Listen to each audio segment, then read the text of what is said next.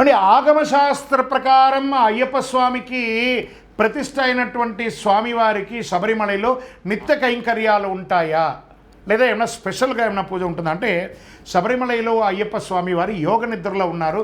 అందుకే స్వామివారి శరీరం ఉష్ణంతో ఉంటుంది కాబట్టి ఆజ్యంతో స్వామివారికి అభిషేకం చేసి చల్లబరచాలనే దానికోసం ఎవ్రీ నెల మాసం యొక్క మొదటి రోజు నుంచి 5వ రోజు వరకు పూజలు జరుగుతాయి అక్కడ.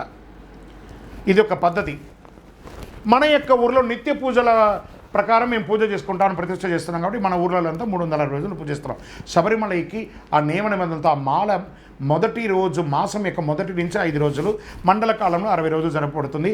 మిగతా సుమారుగా 160 రోజులు 145 రోజుల దాకా శబరిమలలో నిత్య పూజలు ఉండవండి. శరణమయ్యప్ప. గురుగారు, ఈ మండల పూజ అంటే ఏంటి, జ్యోతి పూజ అంటే ఏంటి, వీటికి ఉన్నటువంటి తేడా అంటే, నవంబర్ 16వ తారీఖు నుంచి డిసెంబర్ 26 వరకు జరిగేదాన్ని మండల మహోత్సవం అంటారు. మండలం అంటే మండలకాలం చేస్తుంటాం.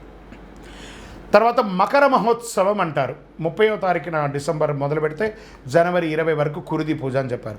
మకర సంక్రమణ పూజ అని ఒకటి జరుగుతుంది. మకర సంక్రాంతి రోజు జ్యోతి దర్శనానికి ముందు సంక్రమణం ఎప్పుడు జరుగుతుందో అప్పుడు విశేష పూజలు జరిపే ఒక అవకాశం ఉంది. కాబట్టి మండలానికి మకరానికి ఇదే తేడా. మకర సంక్రమణం, ఆ మకర సంక్రమణంతో దక్షిణాయన పుణ్యకాలం పోయి ఉత్తరాయణ పుణ్యకాలం వచ్చేస్తుంది. మండల పూజకును మకర పూజకు ఇదే తేడా, కానీ దర్శనం ఒకటే. శరణమయ్యప్ప. గురుగారిని మాల వేసుకున్నాను, నాకు కొంచెం హాస్పిటల్కి వెళ్ళాల్సిన పరిస్థితి అయింది, అడ్మిట్ అవ్వాల్సి వచ్చింది, నేను మాల వేసుకున్నాను కదా, వెళ్ళొచ్చా వెళ్ళకూడదా? అలా ఒకవేళ వెళ్ళకపోతే మనం ఐస్ బాక్స్లోకి వెళ్ళిపోతాం. వెళ్ళాలి, తప్పదు. వ్యాధులు చూసుకోవాలి. ఆయన సర్వరోగ నివారణ ధన్వంతరమూర్తి. ప్రార్థన చేస్తూ మీ డాక్టర్ చెప్పినట్టే దీక్ష ఉండండి.